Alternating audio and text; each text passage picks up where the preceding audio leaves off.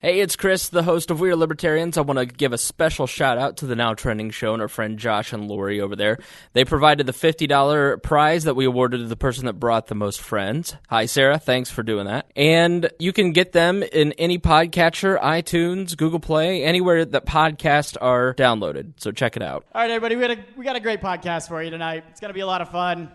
We have the very funny Chris Spangle, Greg Lenz, and, of course, from the hit show The Apprentice with Donald Trump. Give it up for Rupert, everybody. We are Libertarians.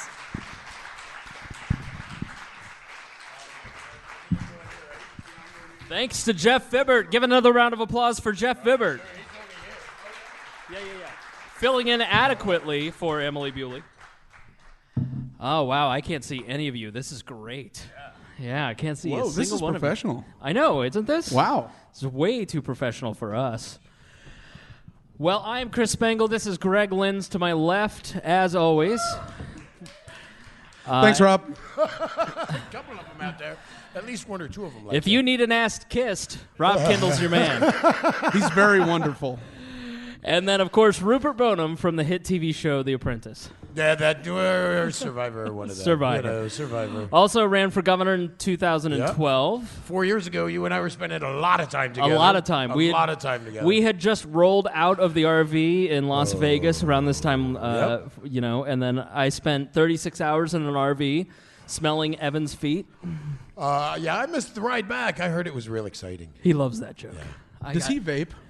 Oh, he vapes. Okay. He vapes hard. Did he vape then? We didn't know what vaping was back then. We smoked. Oh, God. Yeah, I'm not a smoker, and it was 36 hours of... Breathe that in. Like hanging out with a divorcee? Oh, I'm a courteous smoker. I know, you were. Yes, I am. Maya, not so much. Yeah, not so much. Yeah, 36 hours in an RV with Maya Axton. Can you say hell? We were somewhere near Albuquerque, and the RV that we had for the campaign, the transmission wasn't tuned for Albuquerque in the mountains. Right. So we're going up this, and I hear Skrillex Bangarang going. It's Bangarang, ba ba ba, like this loud electronic music, and it's like 4 a.m, and I am laying down behind Maya, and all I hear is her scream. Shut up! All I hear is her going, "Fuck! God damn it! Fuck you, motherfucking piece of shit!" That was like, I'm like, gosh, we're gonna die. Oh, we're gonna yes. die.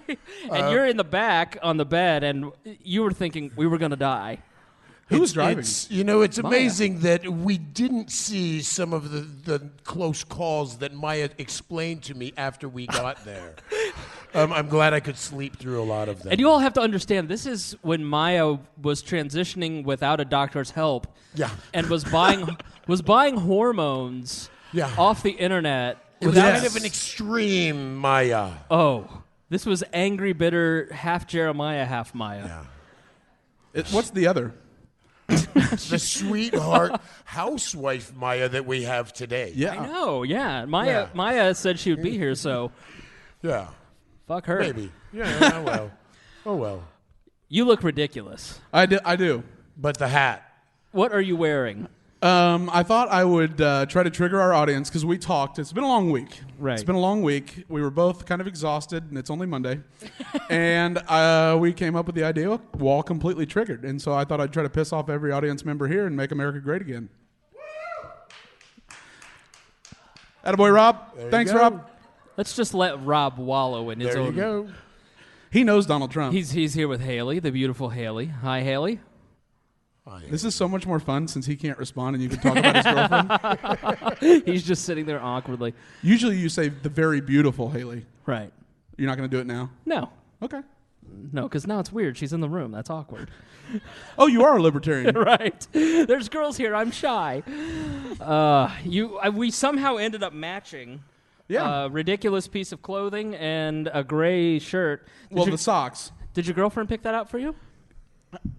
You're funny. We're getting started already. Are we going to start already? Yeah, we're already. Okay. So we're trying. So listen, I've had a hard day. It's been a long day. You know the life of Chris Spangle. It's very difficult. Right, Christy? Everybody wants to be your friend. Everybody demands time. And so I'm just sitting in the green room, relaxing. trying to, center myself, get my chakras in line before the show. This is a very big show. In walks Greg and Yoko. Yoko, huh?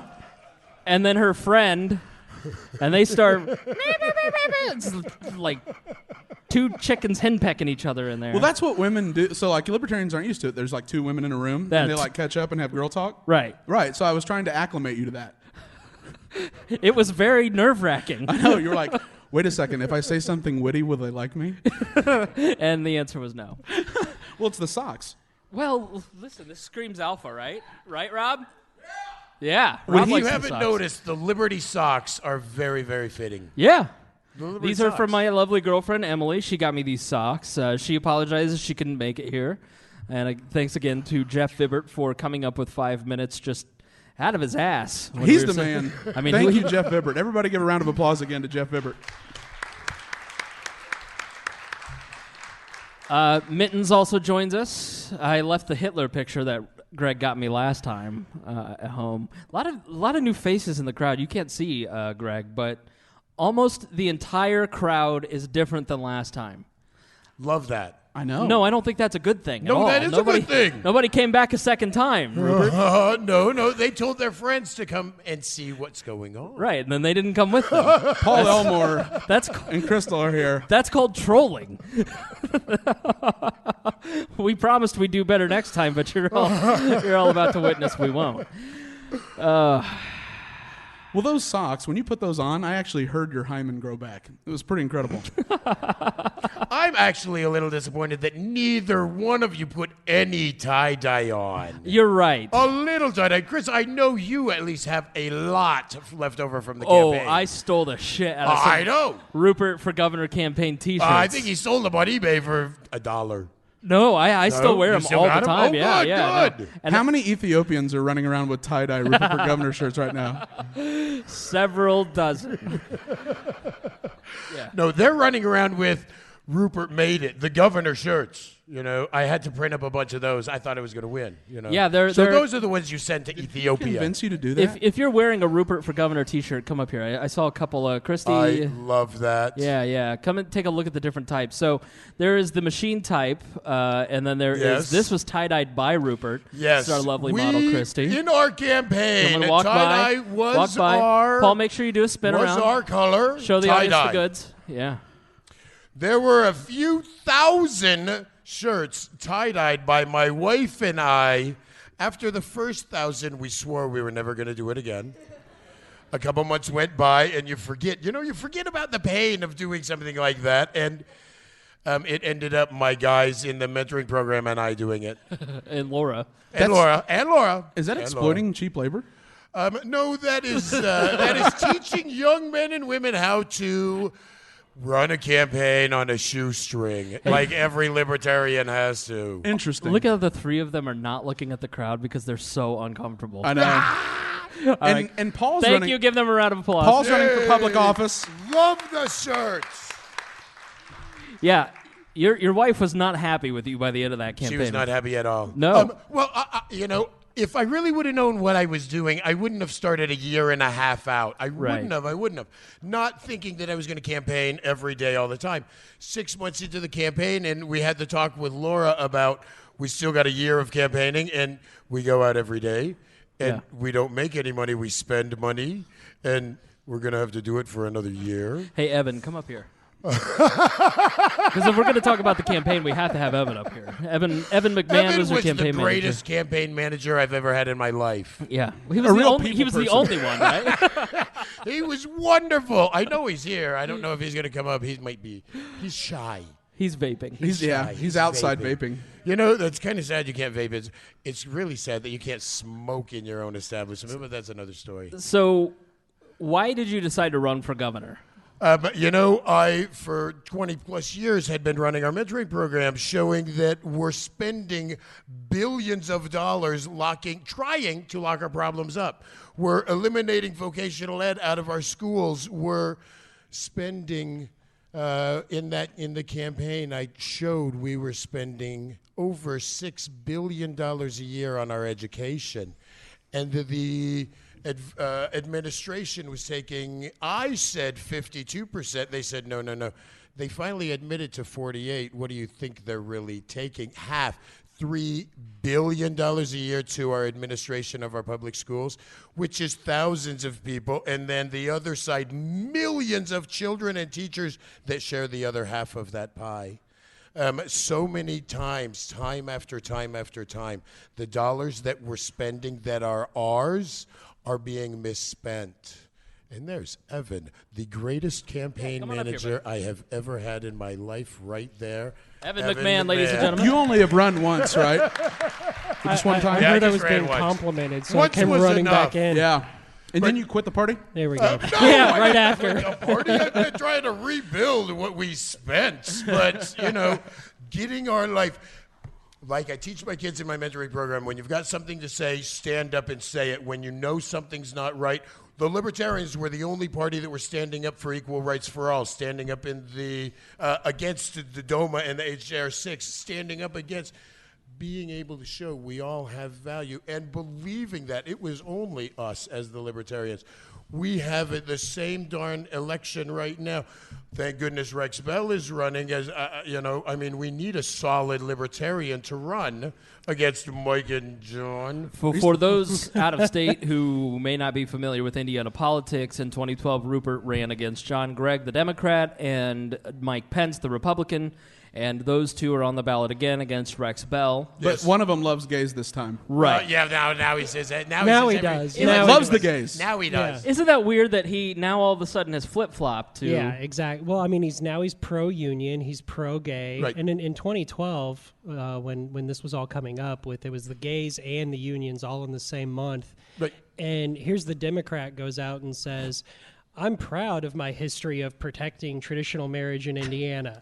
He was a Tea Party Democrat. And we're just like, so we were like, oh, hell no. Right. Exactly. Let's do this better. And the LGBT community, along with the unions in 2012, at the end of the campaign, issued death threats against Which is you funny and the campaign. because what's crazy about that is there were several really prominent people in the Indiana Stonewall Democrats, that's the queer Democrats, Triggered. actually... He can say that. He's I queer. can, I'm queer. Only faggots can say that. Double triggered. Can I come sit over there? Yeah. Come sit here. That was Chris. That wasn't me. I don't talk like that. The But splash of the rose. leaders of the Indiana Stonewall Democrats actually came up to us at Pride to buy T-shirts, to buy Rupert campaign shirts, because when John Gregg was coming to speak to them, they wanted to wear them as a blatant screw you to him. And we did probably 4 or 5 different LGBT pride things. We did Fort Wayne, Lafayette, Indy, Spencer. Spencer, we did a whole Indiana? bunch. Yeah, 7 years now. It's Wow. an amazing event. Yeah, all the churches Owen actually County. come out to support it, and it's right there on the town square. incredible. It's one of the biggest gay pride rallies in the state. And meth capital. No, it's not. You told me that. Amazingly It's not the enough, biggest one in the state. I said- Indianapolis is. That sounds I like said a, one of the It's biggest. not even close. It sounds like a- smallest. All right, in 2012, It's this the is best. your information. It was the best. Okay. Not it's the best. biggest. It's one of the It's best the in the best. state. It's the most fabulous. Yeah, but Accepting- people would actually when Vi Simpson, who I have a close personal family relationship with, when she would drive by in the parades, people would see John Gregg's name and they would boo. Yeah. But then when Rupert would drive by, they would cheer, and he was the only politician that would get a cheer. And I don't think it was just because you were somebody who stood up and said every Hoosier deserves to be treated equally by their state with respect and dignity. It wasn't just because you stood up and said it. It was because every single person who meets you, who gets to talk to you, knows that it's not BS. Yeah. I hated you. When Chris first told me that you were the potential candidate, I was so angry I broke a coffee mug. It is. And unfortunately, it's a little bit of that struggle where people just see that reality star. They Right. see someone that they think they know. But being able to show, and that's what I tried to say in the campaign, look at our past, look at all three of our pasts and who has really given back to their community and helped work on some of the biggest problems, the causes of some of the biggest expenditures that we have in our community, and who's just taken from it. Right. Being able to show that the Libertarians, all of us, stood up together for every one of us, I'm very proud of that. I like knowing that we were there. See, what a lot of people don't understand about your campaign was that it was not a campaign run for Libertarians.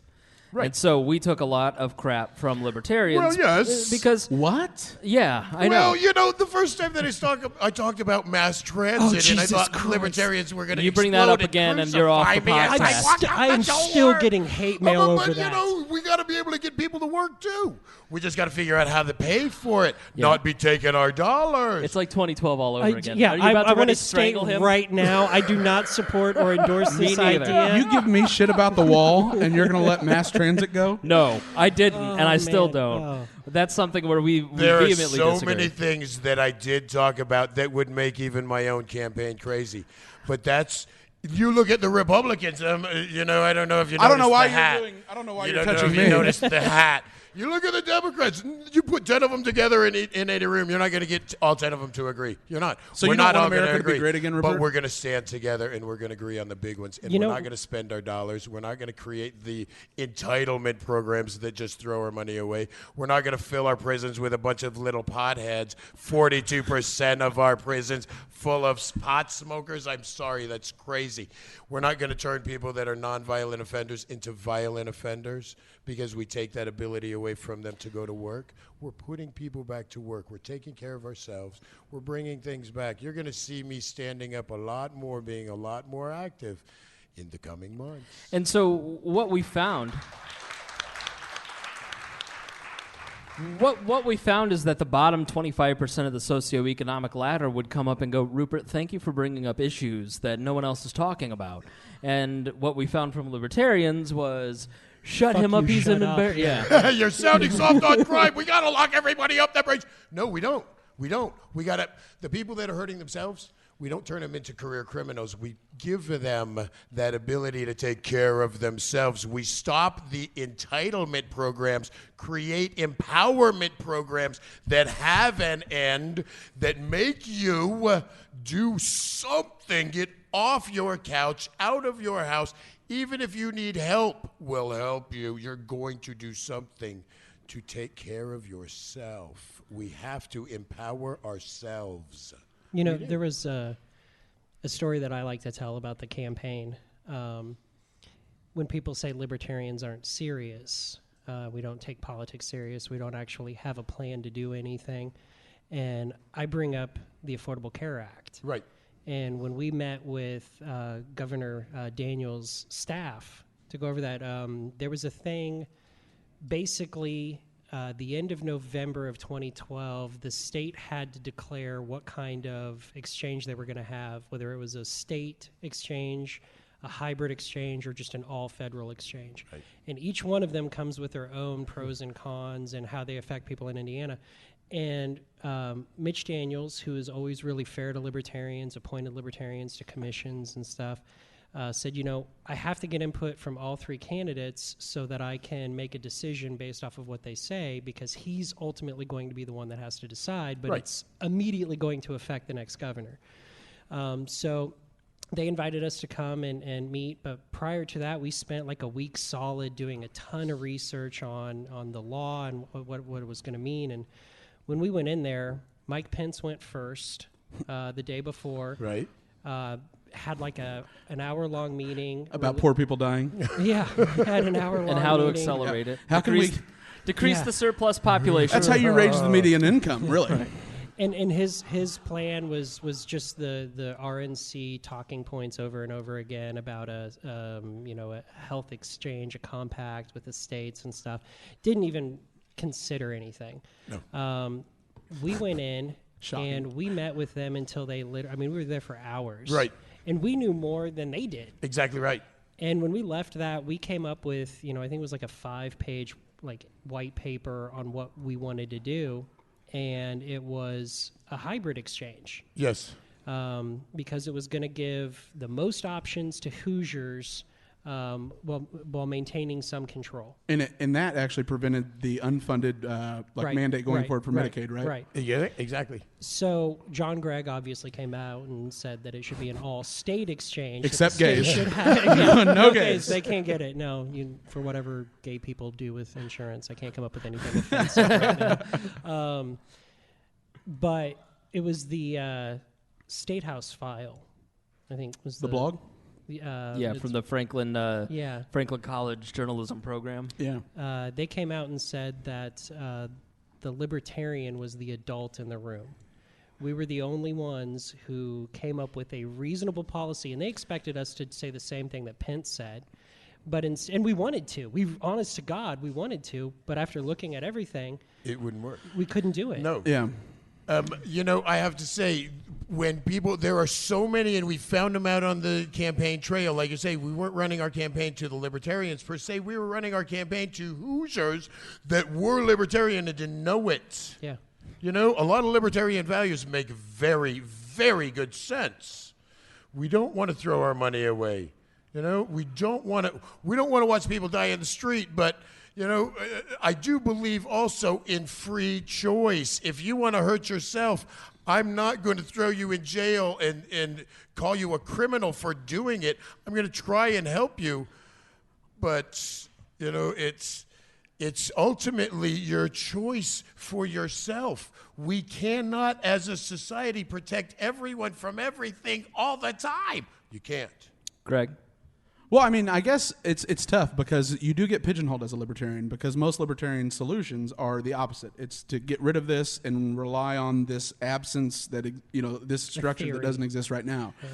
And so it's tough for you, appealing to Hoosiers, to go out and say, well, instead of sending the criminals to jail, we're going to rehabilitate them because you're going to get hit by the right by saying that you're pro-crime. First, I don't think somebody hurting themselves is a criminal, but, No, I agree. Smoking a plant I don't think is a criminal.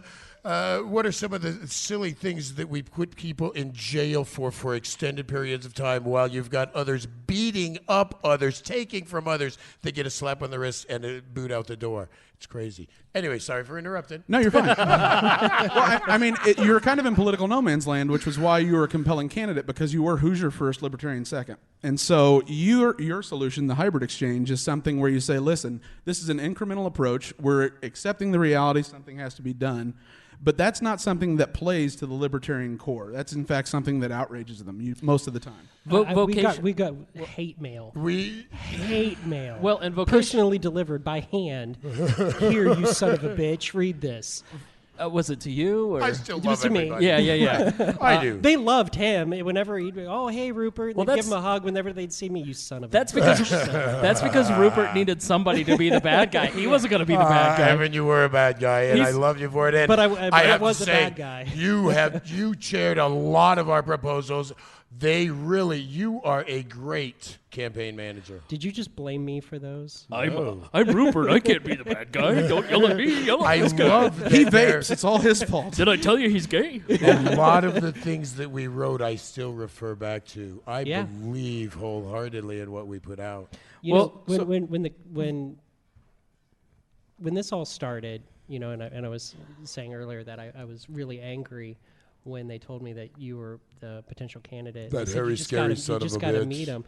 And I thought, I was like, I'm going to be really, really mean. I was like, that is that, homeless-looking buffoon from that show. Are you kidding me? Oh, my God. You wouldn't believe how hard he tried to get me out of the damn tank top tie-dye. And to shave. Oh, I did. I He started did. dressing gubernatorial. It was down here, and we got him to here on the beard. It was amazing. Even Rob for Kendall. those of you listening to the podcast, that was a big difference in the hair movements I just made. We trimmed up a lot. Even Rob Kendall, when I saw him a couple weeks ago when he interviewed me, you just should have shaved the beard and gotten rid of the whole branding that was a multi-million-dollar brand that he was on TV in front of 30 million people. You better get rid of that so he looks more political. So he looks like a Republican. That'll win. That'll get him. But what I was saying was, I had this image of you going in, and it didn't take but going to one event with you and seeing that everything that I thought about you was completely wrong. First and foremost, I've been in politics a long time, and I know when somebody's BSing the constituent in front of them. They're waiting for their moment to talk. I do it all the time. Thanks, Chris. Yeah. But when I saw you interacting with people, you weren't waiting for your chance to say your talking point. You were actually listening to the person in front of you, and you actually gave a shit about what they said. But more than that, you gave an intelligent response that person could understand. And it didn't matter if it was somebody who had a 4th grade reading level or if it was a geologist wanting to argue with you about public school funding. You could stand your ground with every single person.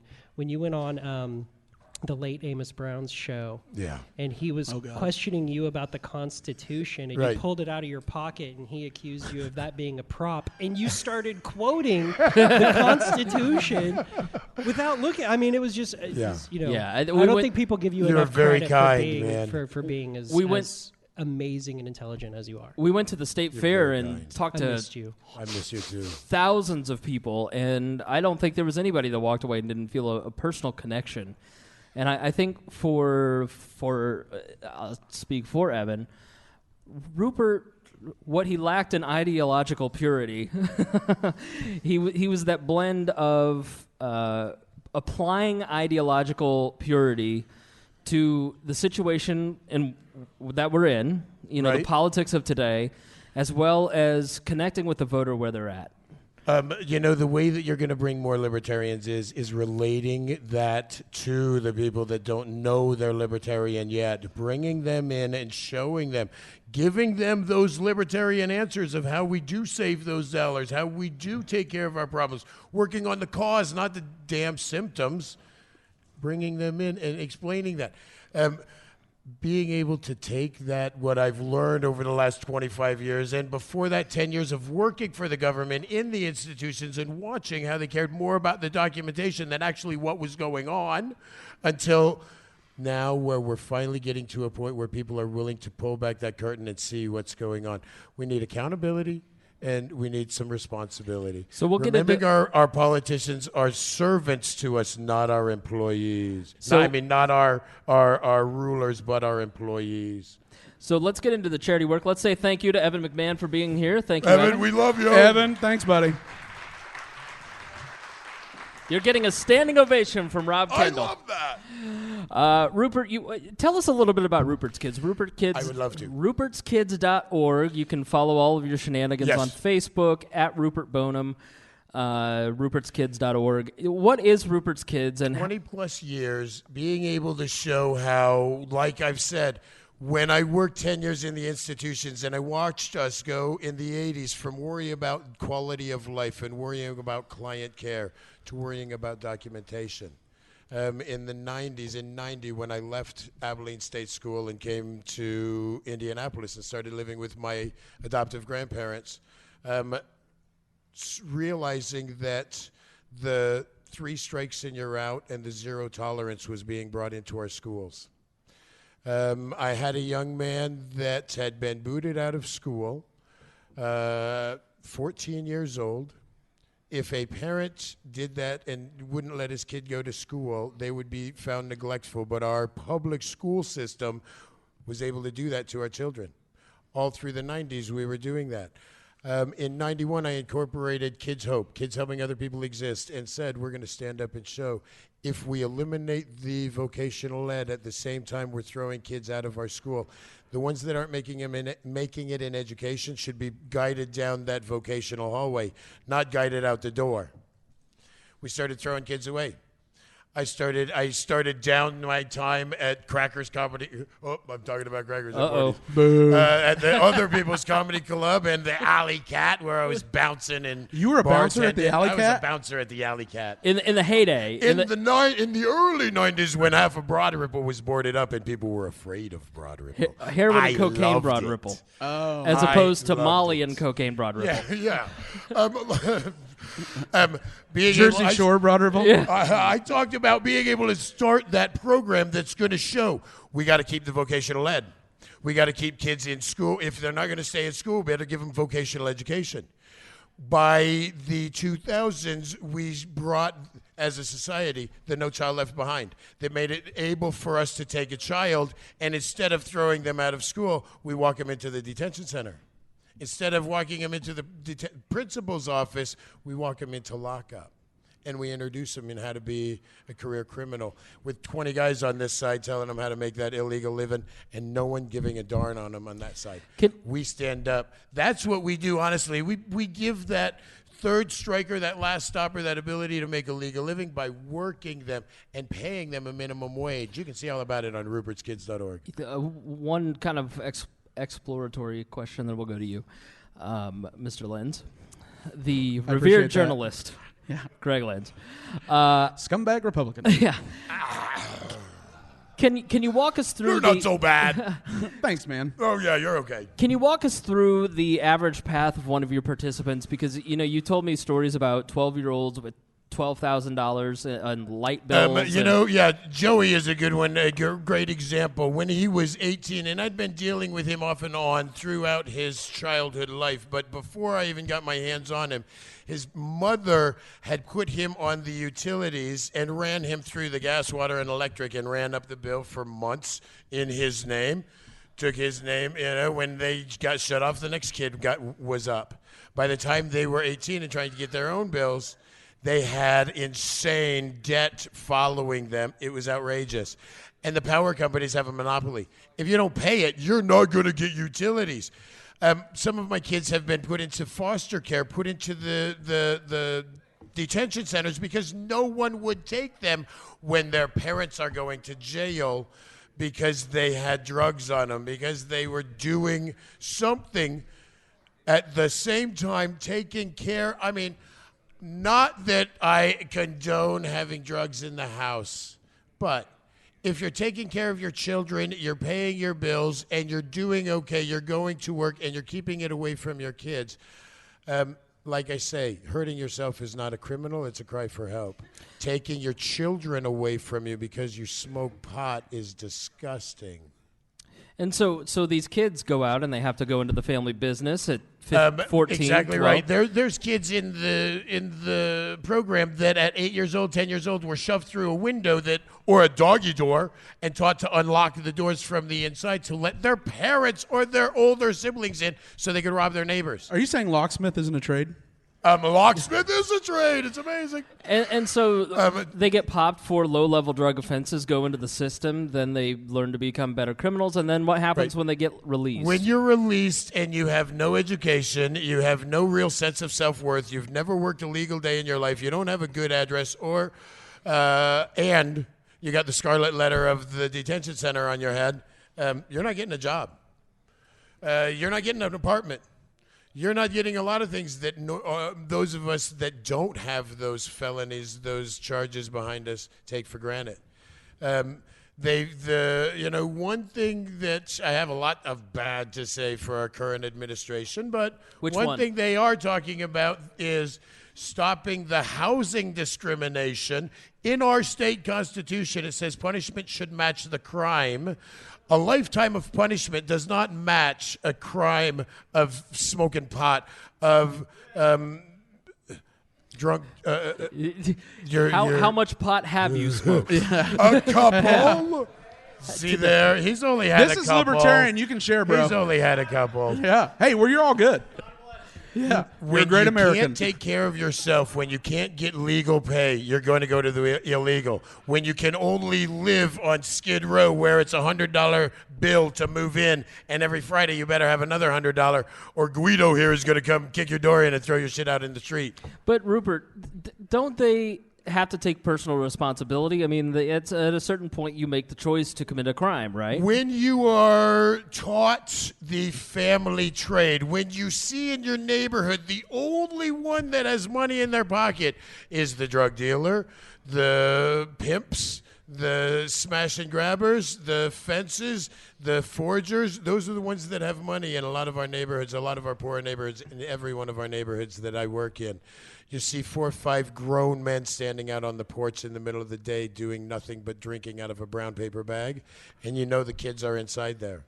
I walk through a gauntlet sometimes dragging kids out of houses getting them away, showing them when you really are that strong one, you're the one that can stand up against the family and friends and say, I don't need that, I can take care of myself. But then you're battling everything you've been taught all your life, how to use the system and take, how to use the people around you and take, how to use the people that are trying to help you and take. Why do we not see them as human beings? It's easy to see someone that might look even like me a little bit, that is a little different, that's a little dirty or a little different. You and smell turn wonderful. Your eyes. Thank you. He does have a very good natural odor. Yeah. Musty. Being able, Masculine. Yeah. being able to turn a blind eye. When you see the guys, and I just talked to a young lady standing on the side of the road with her sign saying, help, I'm homeless. She couldn't have been more than 20 years old. A fit young lady that I looked at, gave her one of the Rupert's Kids card and said there's 100 places that are hiring. It's easy to drive by and not even see those people. It's easy to be that one that says, they don't need any help. They're taking from society. There's very few of us that are willing to show them how you don't have to take. Which is what's so compelling about your message, because I actually, during my scumbag Republican days in 2012, was working at the Romney Victory Center in Hendricks County. Yeah, my girlfriend calls him burning Mittens. another one, I think. Wait, when did you get a girlfriend?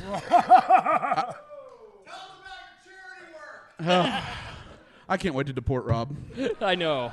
He's got to go back. Little bitty hands. So you're a Republican. Yeah, but I couldn't get over the number of people that I would talk to that absolutely loved Rupert. And the reason why, the most consistent message I heard over and over was your talk about the importance of the vocational training, right, as opposed to everybody pursuing everybody. The closest thing to a national religion in the U.S. is higher education. Right. So, I mean, for you to champion that and Pence to steal it and incorporate it in had to be a big sense of vindication for you. Like Evan and I were talking about, there were a lot of things that we put out that both parties took and claimed as theirs. Honestly, I took that as a badge of honor. I took that as good. At least they're listening. You know, for a minute, I believed I could be our governor. After reality finally set in, I was happy that some of the things I said actually stuck. When did reality set in? Like 7:30 that night on election night? All the way up until election day, I still had the idea I was going to can't be our governor. Lake County, I have a strong contingency in Lake County. Have you ever seen a grown man's hopes and dreams crushed before your very eyes? Because I have. We're sitting I was in a little sad. We were sitting in the RV on election night. It was a bad day. Fuck you, Spangle. You said I'd get 10%. Fuck you. I don't think we're gonna win. I don't think we're going to win. There was 1 minute really, really early in the day when we got some false report that I had pulled 22% in one district. I'm like, oh, my God. I might win. And as a libertarian, that 1 minute, that means a lot. Oh, it meant the world. And it then revitalized me to believe. It's got me sweating again.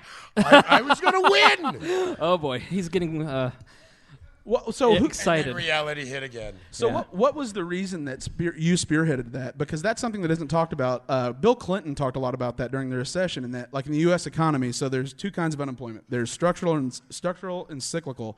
Cyclical is when you're in a recession. Structural is where there's a mismatch in skills. No one was talking about structural until Bill Clinton started it, and so I didn't know if that had something that impacted you or is just something you witnessed. Well, when we work in the system and you see what's going on every day, day to day, you see more and more jobs leaving, you see more and more programs being passed that are taking the ability for us to earn a legal living, to work our own jobs, to run our own businesses, to take care of ourselves. One of the things, we were talking a little bit about the guy out there smoking pot.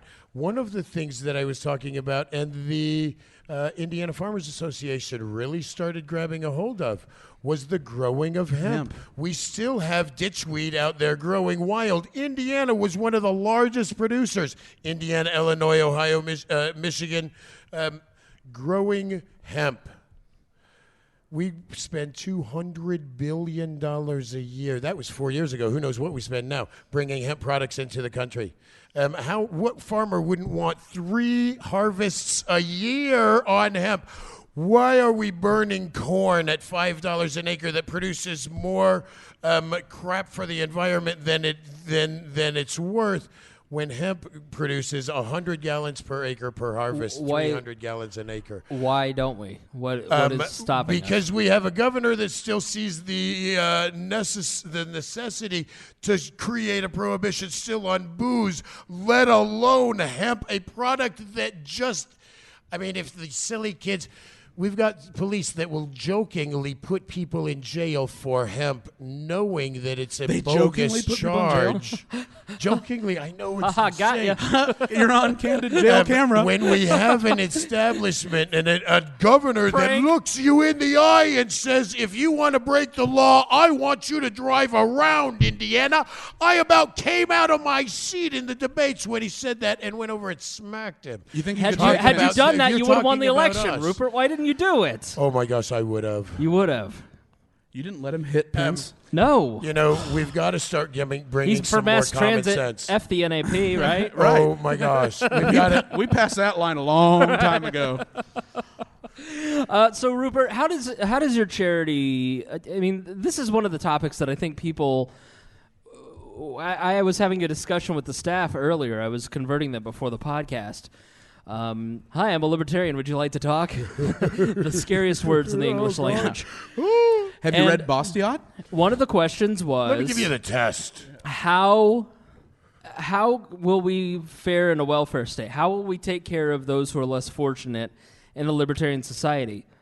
You know, I've shown for 25 years how you take a person that has just been trained to hold their hand out and teach them how, empower them, show them that they have that energy, that ability to take care of themselves. We've had quadriplegics that only had the head pointer working in our office on when we were in Nora, showing that there is no one out there that can't go to work. Taking young men and women that have never been shown how to make a legal living and raising them, by the time they're 20 or 30 years old, do you really think they're ever going to get it? No, they're going to be for the rest of their lives holding their hand out. We're creating a giant problem. If we start looking at spending our dollars a little more responsibly, not putting half of our budget into just the oversight of the program, but cutting the oversight out, having a few supervisors watching a program work that would empower instead of beat down and punish, educate and train instead of belittle and degrade. Create a system that doesn't class people as expendable. We do deem the bottom 20% of our society as expendable. It always has been that way. It's disgusting. Those are the ones that need us the most. They're the ones that cost the most money, and they're the ones that could actually help us the most too, because they're an underutilized resource. I work with, in the last 2.5 years, I've gotten 0 assistance out of the Shelby County and Marion County is creating our new retirement empowerment program and our reentry program. We've had 19 young men and women through the program. Every one of them were on the path to being a career criminal that would have cost us $40,000 to $50,000 a year in a small community, $70,000 to $80,000 a year in a larger community, Marion County, that deals with more mental health issues, to lock them up per year. And the only thing that gets us is the ability to spend it again next year. I spend $5,000 to $10,000 a year per person, empowering you, teaching you how to take care of yourself. I have mentally challenged young men that have been thrown out of the system that are working side by side with others that you'd never guess in a million years they scored a 55 on the IQ test. So I think you get 20 for writing your name. Blue chips. yeah, neon Bordeaux. Right. Yeah. Yeah, this test is culturally biased. I can take almost anyone that has that want. You have to have that want. Right. You're always going to have 10, 20% of the population that wants to sit on their butt and take. That's almost a Mitt Romney moment, so I wouldn't You're not repeat that if you You're run not again. going to deal with them. You're going to stop that ability for people to just take and create empowerment programs. If people don't want to help themselves, then they better figure out what to do. Without a safety net, people end up. It forces them to start. It's working. amazing when you raise the bar on a young man that's never had a bar in his life, that's never been expected to do anything. Wherever you set that bar, they're going to strive to hit it, Right. and most of the time they do. Even if they don't get all the way to the bar, they've done something. They're taking care of themselves. They're improving their lives. Quality of life. There are so many programs out there that show when your life is better and you have the baser building blocks of life and you're not struggling day to day, you don't cloud your mind with the booze and the drugs. You don't cloud your mind with the destruction. You empower yourself and your children.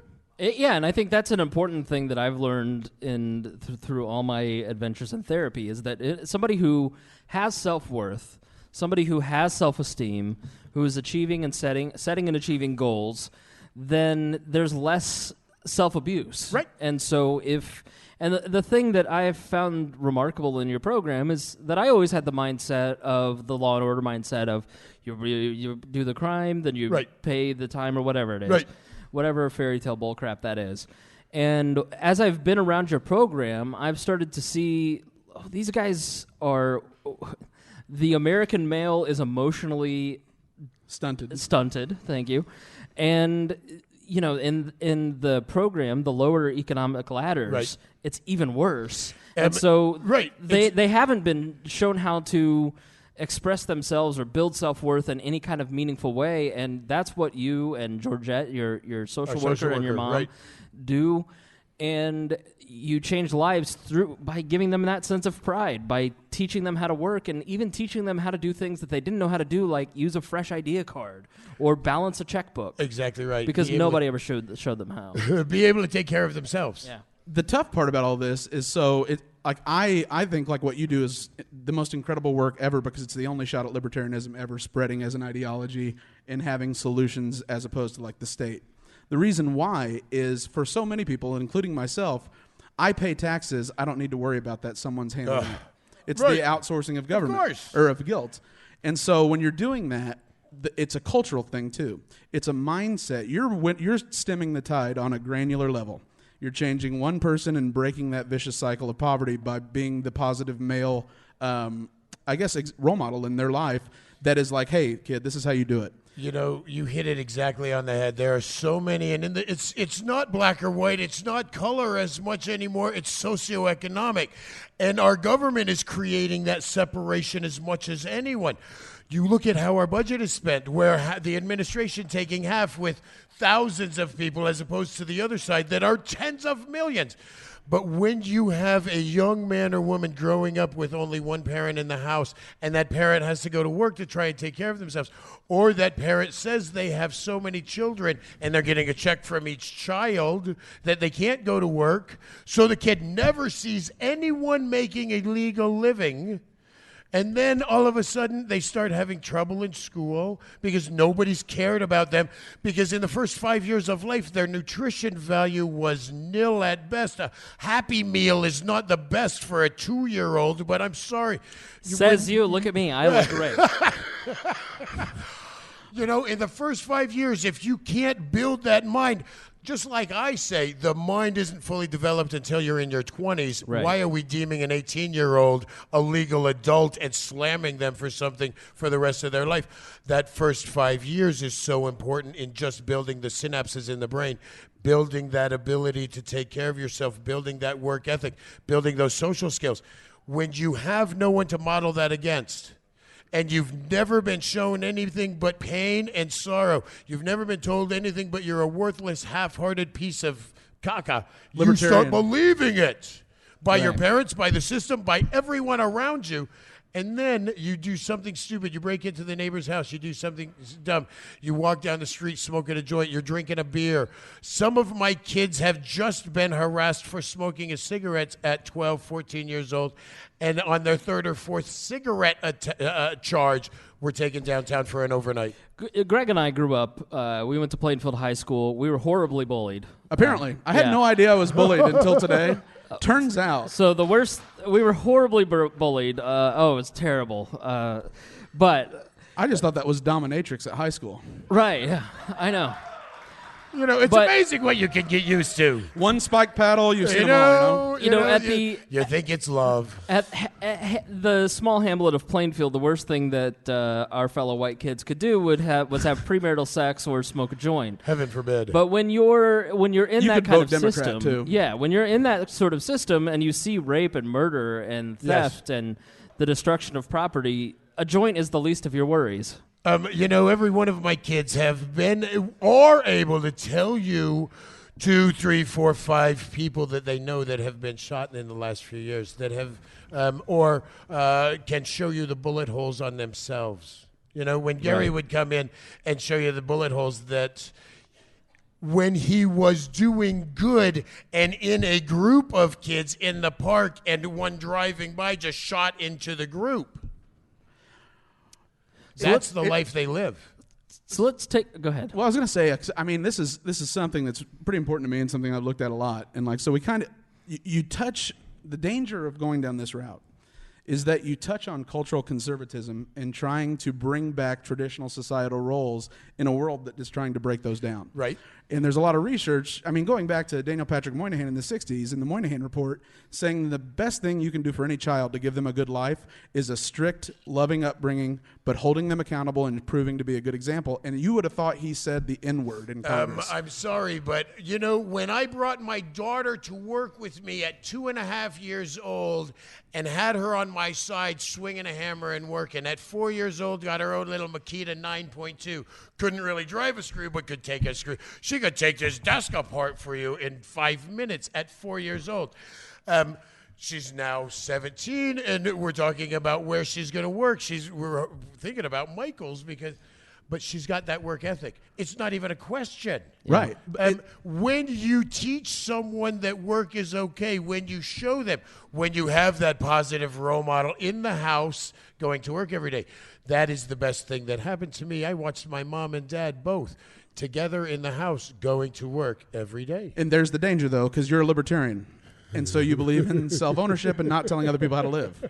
And so when you touch on that rail, that rail of, well, we need the nuclear family, and that's where they get the good example, and that's what we can do to end the entitlement welfare state and bring back traditional Judeo-American values and create a great society. Yes, and the new nuclear family can be one adult and as many children as they can physically take care of and give a loving household to.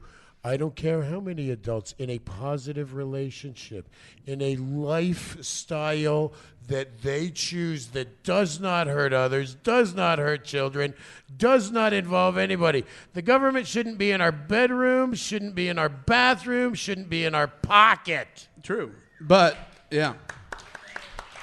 The one problem, though, that we run into is we've already created an underclass through dependency. By the creation of a welfare state. We've got a million problems out there. I want to start knocking them out. Like I show my wife in your house, in everybody's house out there, you got a list, a honeydew list, a problem list. You start procrastinating. You start half-ass fixing them. You start throwing bullshit money at them that you know isn't going to fix them, and that problem never leaves your list. It gets bigger. You take care of the problem. You take care of the cause of the problem. It goes away. You move to the next one. We could do that in our system, too. I said, just like people have told me forever, you can't change the world. You can't change the system. I started in 91 with that first young man named Jake. I'll remember him always. We've got hundreds and hundreds of families. When you consider all the children that those children have had and the children that we are empowering, I've changed thousands of lives, and I just got started. Every one of us can do the same thing. We can, and we can teach our government how to do it too if we stand together. How do we sell it conveniently, though? We show that the libertarian does have that ability to see what the problem is. We don't want to just throw our government away. We want to make them accountable. Our founding fathers never in a million years believed that a politician would be a career. It's not a career. It's a right. It's barely a job. It's an honor. It's a privilege to be a servant to your community and go out there. All right. Sorry, I'm yelling in the mic. You're all right. You're all right. Get a little crazy. Just a friendly reminder to try. I wish I was in the debates now. I would go insane. Just a friendly reminder to try and keep table talk down to a minimum because we can hear every word you're saying, and it does distract us during the show here. Rob Kendall. You may be wondering why Christy Avery, the fan of We're Libertarians, Christy's our fan. Love that. Yep. Christy, you're going to the National Convention, right? I certainly am. All right. Well, I have 1,500 printed pieces for you to pass out.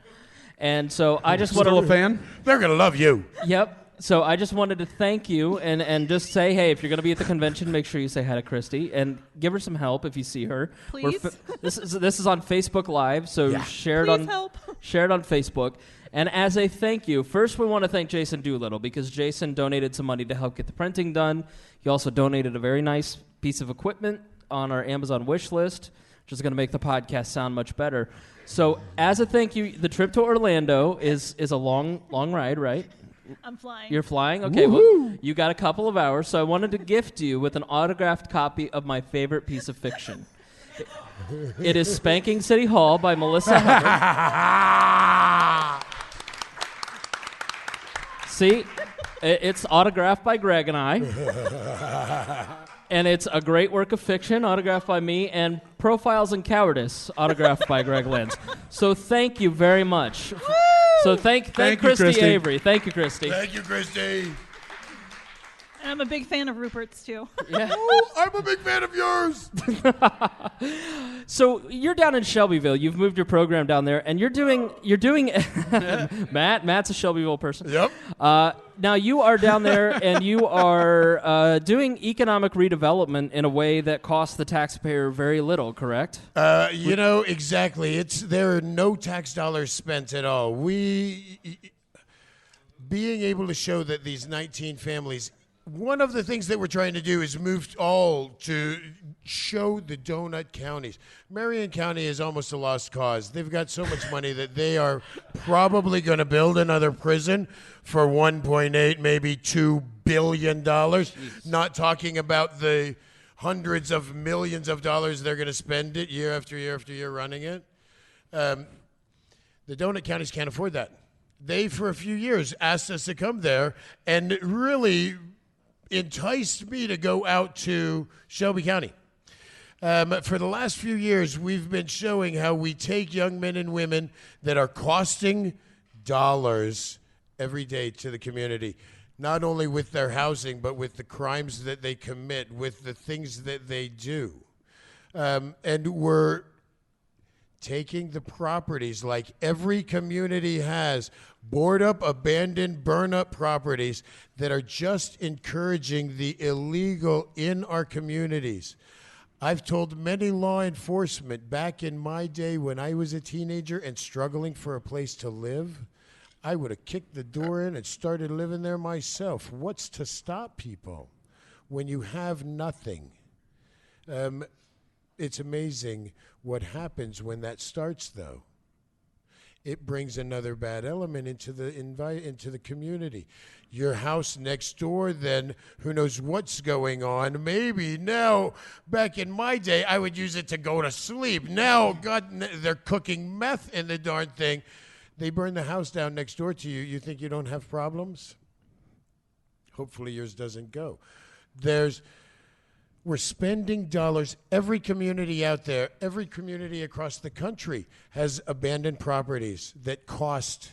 Every property costs the community every month.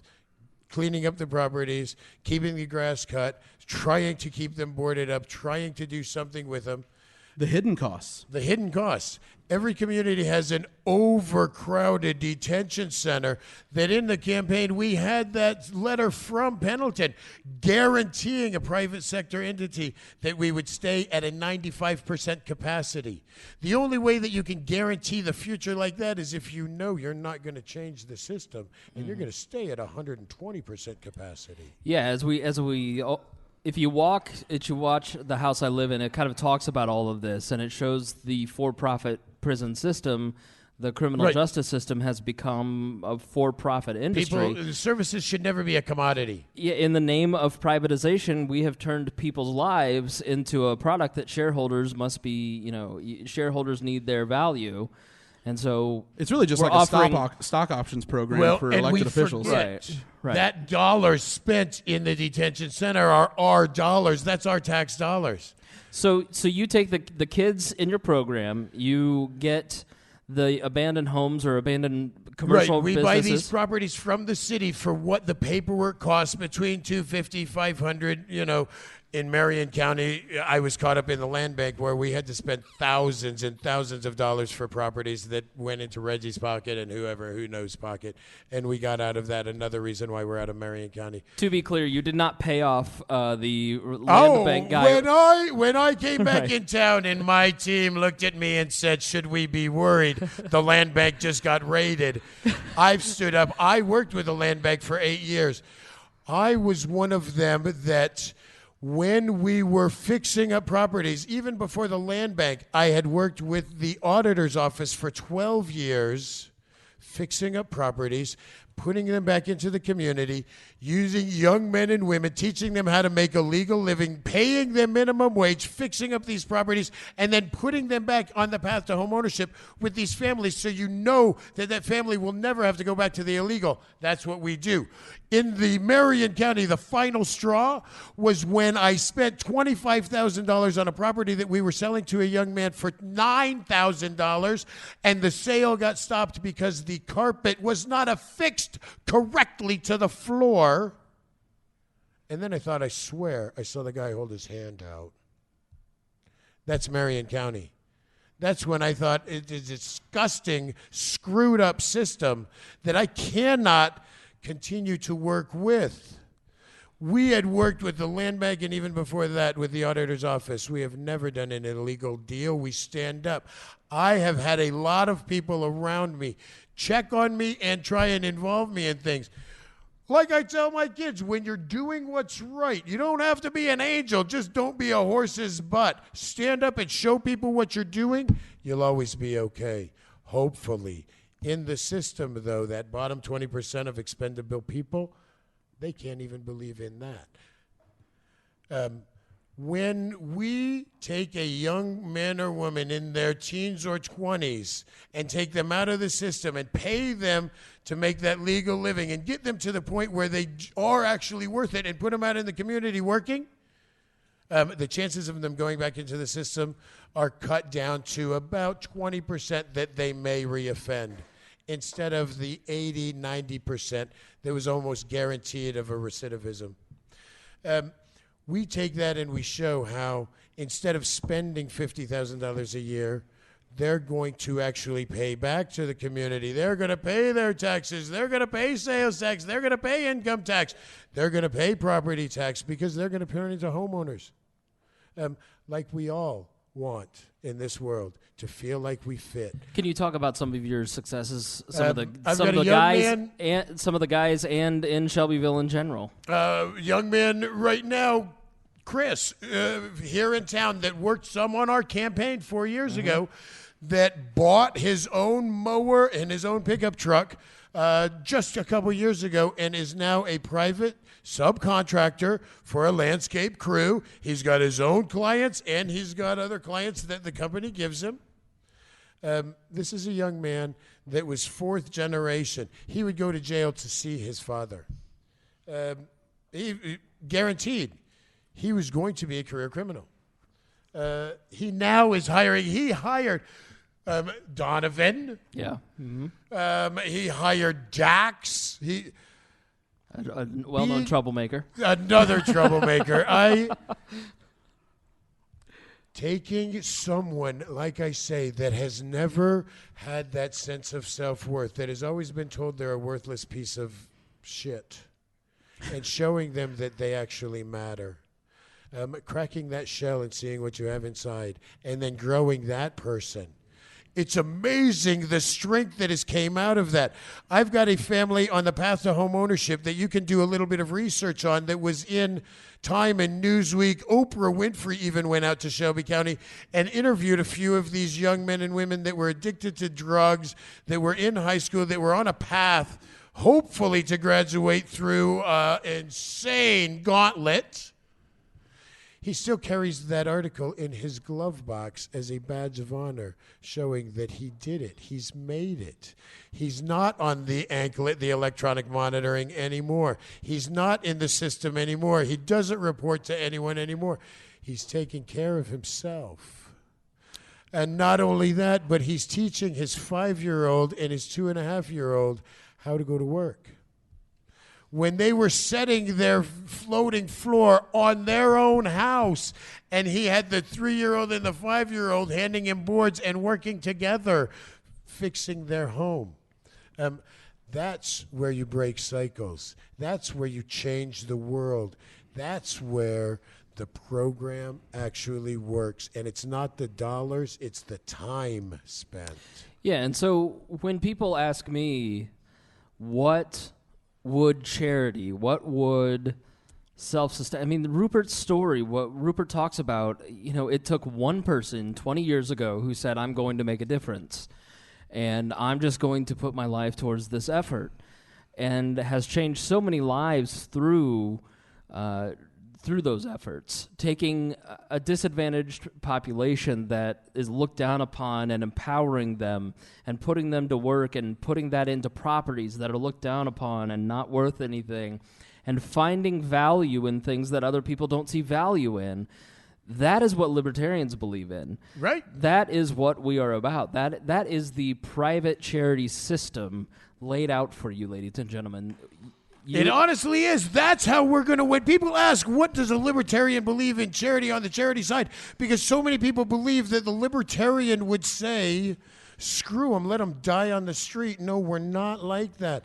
But we also know we cannot create entitlement programs that entitle you to sit there and collect $20,000, $30,000, $40,000 a year for the rest of your life. You're not going to be that 30-year-old mother with 15 children that is telling the 14-year-old, hell no, you can't have your own check, but you make a baby, you can have theirs. And it starts the next generation every 15 years. Yeah, and so what we have now is not working. Right. And what we have now makes it harder for you to do your work.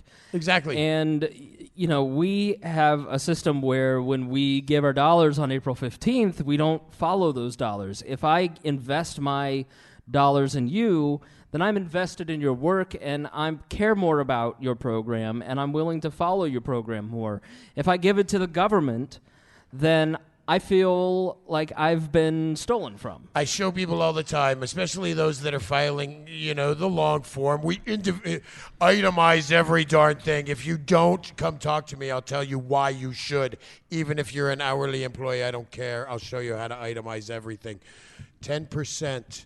Every one of you guys should be giving 10% away to your favorite charity. It comes off your taxes. You're either giving it to the government or giving it to the charity, honestly. Look at that. Stop giving every penny away to the government. Start making them more accountable. Stand up and let's tell them we want to see where our dollars are spent. In an administration that takes half the budget, count how many people are running those 368 agencies. How many people are on that administrative side? And how many millions are on the program side? Yeah, and I think if you go back and you listen to episode 144, Amanda's story, you hear how useless do-good organizations like CPS are, how it is a bureaucracy that has no real teeth and yet has a lot of salary to it. An insane amount of salary.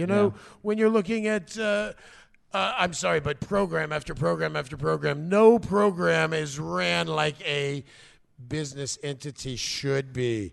You don't have layer after layer after layer of administration. We need to cut a quarter of our administration out and throw it away.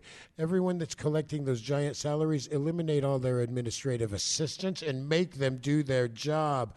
We've got failing school corporations, but our superintendents that are generating $250,000, $500,000 salaries, but we tote a big flag saying 80, 90% of our seniors graduate, 95% of our seniors graduate. Let's talk about how many of our freshmen graduate. Yeah. Final thoughts, Greg? No, there's a lot of ideas to unpack in all this because part of it's creating the right incentives through the tax code. Part of it is transitioning away from spending money towards incarceration to rehabilitation and reentry. Right. Part of it is overcoming a pretty big culture that's used to being able to give $1 at a person standing on a corner on an interstate rather than helping that person find a job. Right. So there's a lot lot to of do. yeah, there's a lot of work to do. I mean, you really are doing. Some people may hate this, either Lord or science work, one or the other. But, I mean, you really are. You're one of the champions out there. I tell people all the time, you don't have to be an angel, just don't be an ass. Yeah, you're right. But at the same time, what you're doing is hard.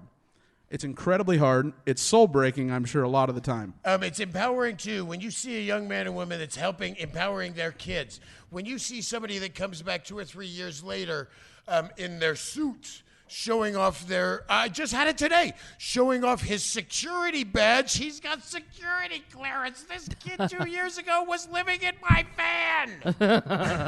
And that was little Brett Bittner. It's crazy, honestly. And for everyone out there, if you don't know what charity you should give that 10% to, check out rupertskids.org. There's a big donate button on there. You're doing awesome work, man. All right, before we move on to our next segment, we're going to give out a $50 prize to the person that brought the most first-timers. So, Yay! Was there anybody that brought 2 friends with them? Stand if you're a virgin. Stand up if you brought 2 friends. You brought 2 friends, and you got your 2 friends. All right, well, come on up here. Come sit next to me. Harry Price, get the money. Harry. Chop. No. Underlay. Tell us your name. My name's Sarah Potter. Sarah Potter, it's nice to meet you. I know you from the internet. Yeah, you do. Yeah, and you're here locally? Yes. Well, thank you. Can you tell us where you found your friends at? My friends were from middle school over at Paul Hadley Middle School in Mooresville. Nice. So we were on spell bowl team together. You brought middle schoolers to the bar? Come on up here. They're not in We're middle school Libertarians. anymore. Oh, okay. All right, this is Harry. Hi, Harry. Is presenting the $50 to you. Thank you for bringing your friends. And that is brought to you by Josh Featherstone and the Now Trending Show. So thank you very much, Sarah. Thank you. Yes, you may. Thanks. All right, so I got the "we need to start wrapping up" sign. Okay. All right. We didn't get a chance to talk to little Brett Bittner. He's going to be very mad at me. Brett. Come on up here. Little Brett. I want Brett to give us a quick preview of what we're going to see this weekend. We love Little Brett. Hammer of Truth is a news site that did a polling. Yeah, I printed it out. Hammer of Truth is a news site that did some polling about libertarian membership and how often people vote. This is why everyone that's a delegate's been getting telemarketing calls 24/7, Right. correct? Actually, no. Not No? this one. For Not this instance, one. Ron Paul has an 81% favorable rating. Gary Johnson, 80%. This is why people hate libertarians. Austin Peterson, a 61%. Nick Sarwark, 63. John Who's McAfee, Nick 58. Sarwark? Yeah. Isn't he the Morgan County chair here in I Indiana? think so. Aaron, can you help me out? Tell me who Nick Sarwark is again. So Donald Trump has a 24% approval rating with the National Libertarian membership. Excellent. Among libertarians, that's pretty solid. Barack Obama has How many of those are Greg, though? 16%. Hillary Clinton, 8. We actually have a real race for president. Yes. Yeah, we've got John McAfee, Gary Johnson, Austin Peterson, and I think Daryl Perry will have a strong showing too. I see all don't four laugh, of them. I'm serious. Hey, I see all 4 of them on the debate stage Yeah. in Orlando. And this polling, why don't you go ahead and read? So the polling for the presidential race who is favored amongst those attending, 153. Was there a delegates. Brett Bittner approval rating? It was Actually, I don't see Actually, his hang on. he is other at 0.6. No, no, It no, no, flatlined no. harder He's than other. Prince. Hang on. I actually do have an approval rating thing here for. Read the But presidential. then for One of president, the you things know, I we did. got. You want me to go top, best, to worst? No. Every time Oh, okay. I get Brett Bittner on this program, he talks about Brett Bittner. I didn't I say know, a single thing about me. All right, You know, You Brett. did it. who is number one in the presidential polling? Well, Gary Johnson, of course, with 60.9%. Now, Yeah. Now- Oh, we like From the Gary. guy in the Trump hat. Shut right, up. Yeah. of course. Why would you want competition, Rob?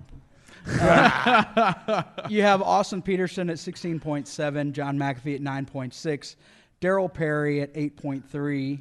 Wow. And Mark Allen Feldman from Ohio at 1.9%. Now, all of those, this is a survey that was done of Libertarian membership. 1,563 people that were surveyed. They skipped over those that aren't going to be in Orlando, like myself, like Greg. How dare they? I know. Racists. Right. So it's 150. Little Brett's a write-in. Well, mine is later. It's where they're talking about the new national logo, which had 87% approval, by the way. Did it really? Yes. Did they pull hashtag Never Bittner? Not yet, but I Never imagine been that there. Region 3 is going to have quite the fun So- with hashtag so who Never How do you- about just little Bittner? Who is your Just little Bittner.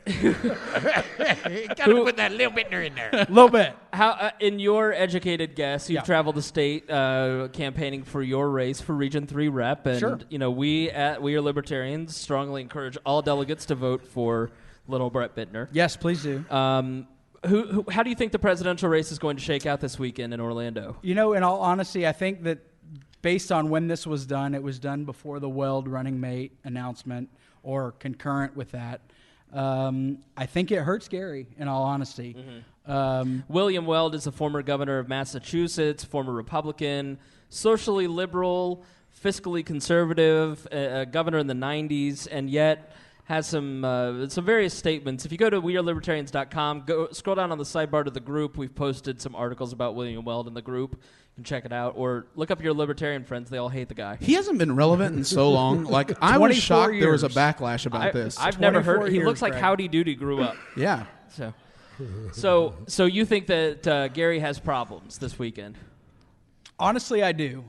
Taking a look at how things are going to play out, I would say that Gary is probably not going to win it on the first ballot. Whoa. If I had to say right now, based on what I'm seeing and the sentiment that I'm seeing, especially with regard to his running mate choice, I think it really hurts him to tell the delegates, "Hey, I don't trust you to make the right choice for VP." And by the way, here's this guy that is endorsing a guy who screwed you 2 years ago with John Kasich, who. But why do you say that about him choosing his running mate? He did that with Judge Gray 4 years ago. Right, Republicans and you and saw Democrats a do huge that. drop off from the 70+% that Gary got to the mid 50s that Judge Gray got. Sure. And Judge Gray was a known quantity to the LP at the time. Sure. Weld is not. No. So do you This think is a they general punish election move. punish Gary and Gary gets the nod, but then they don't give him William Weld? I think it would be very hard for the delegations to give Gary Weld as a VP. Who are the other choices? Well, not only do you have the people who don't win the presidential race, which we see every time people will drop McAfee's out, down. though. Well, McAfee says that he's out if he's not the nominee. I imagine that Austin Peterson will drop down to VP. I imagine that Darryl Perry will do so. I imagine that Mark Feldman will do so. And then there are about a dozen others that are essentially also rans for the presidential nomination. And I see them dropping down to VP as well. Do you think it's possible that we get a Johnson-Peterson ticket? I think it's possible, but you also have some very strong VP candidates. You have Alicia Dern. Yeah. You have Larry Sharp. You have Will Coley. But no offense to those folks. Right. Nobody's heard of those folks. They Correct. have not campaigned. They They're have no very name nice, ID. but they're low energy. I wouldn't go with that because I actually know several of these people personally, and I had the opportunity to get to know Will Coley last weekend when I was in Lansing for Libertarian Party of Michigan convention. And I would have to say that there is, you guys may discount the idea that somebody who's running for VP that you've never heard of, but they have a strong following within the party. Alicia Dern does from 4 years ago and working as an attorney for our America Initiative. Larry Sharp, who's relatively new to the spotlight, actually has a really good shot just because of his ability to communicate ideas. And once people get to know who the heck he is, it's going to be something, he's going to be a force to be reckoned with. I had the fortune of meeting him when I was in D.C. in September of 2014, the very first LNC meeting that we had with the current LNC. And I was blown away by the guy, and he wasn't running for VP at the time. He was just a concerned New York libertarian. But at the end of the day, running mate is a part of your strategy for your campaign. Yep. If I were a delegate, I would vote for Weld because that's part of what Johnson wants. Because if Johnson is the nominee, Johnson, right. Yeah, if Johnson is the nominee at that point, I would vote for William Weld because, it's vice president for the Libertarian Party. Sure. Who cares, right? I weld while feeling the Johnson. Well, Okay. but here's the thing. All right, we gotta wrap up here. They're getting itchy. I didn't know we had to hit a hard 8:30. Gotcha. So thank you, Brett Bittner. Win your race, along with a couple other Hoosiers. Sam Goldstein's running for vice chair. Mark Rutherford for chair. And Nick Sarwalk looks like he's winning handily in that race, though. So all shout out to Mark. So thank you very much to Brett Thank Bittner. you, Mr. Brett Bittner. See you, little Brett. I love it this year. I've got people that have never even considered the Libertarian Party looking at Libertarian Party candidates. Keep looking at that darn hat. It's amazing what that's doing for the Libertarian Party. Isn't it amazing? Yes. All right. Well, thank you, Rupert, for joining us. No, thanks for having me. Thank Give you. us your closing thoughts. Stand up. Don't ever believe that you can't change the world. It's amazing what you can do. We can all stand together. We're never all going to agree, but we do agree that the path we're on is not the right path. Rupert'sKids.org. Hit that donate button. Let's change the world.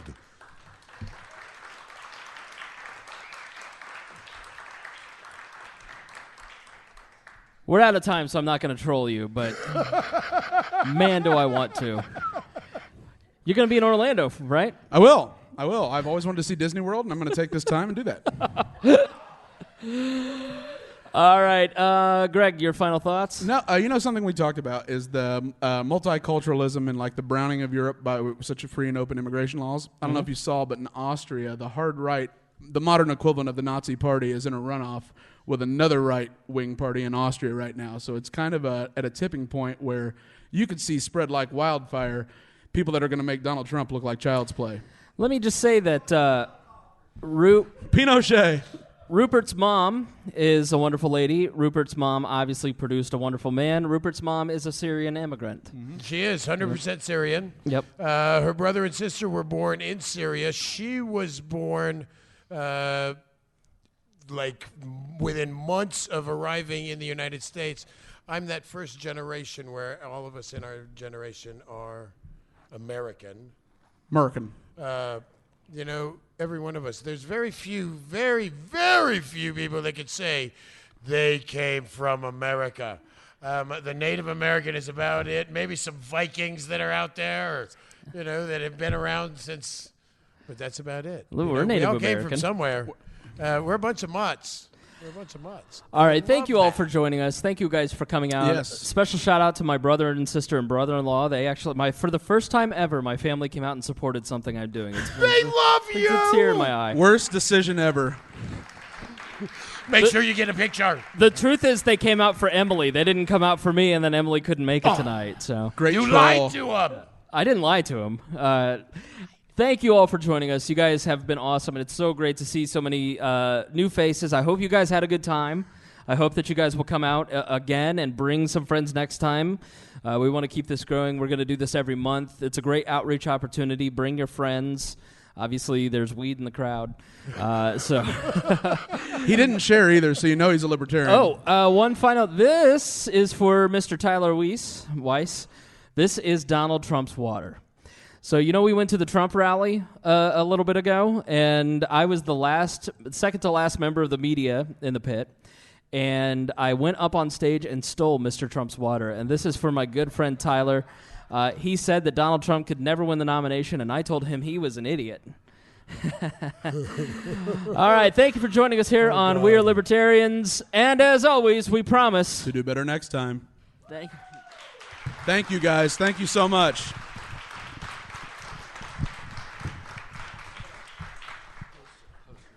We are Libertarians, everybody. Keep it going for them.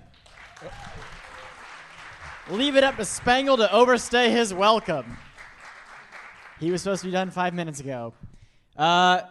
Be sure to visit rupertskids.org. I want to build a house now after watching him, right? No? Just me? All right, I'll build a house by myself. We are Libertarians. They do this once a month, so be sure to come back next month.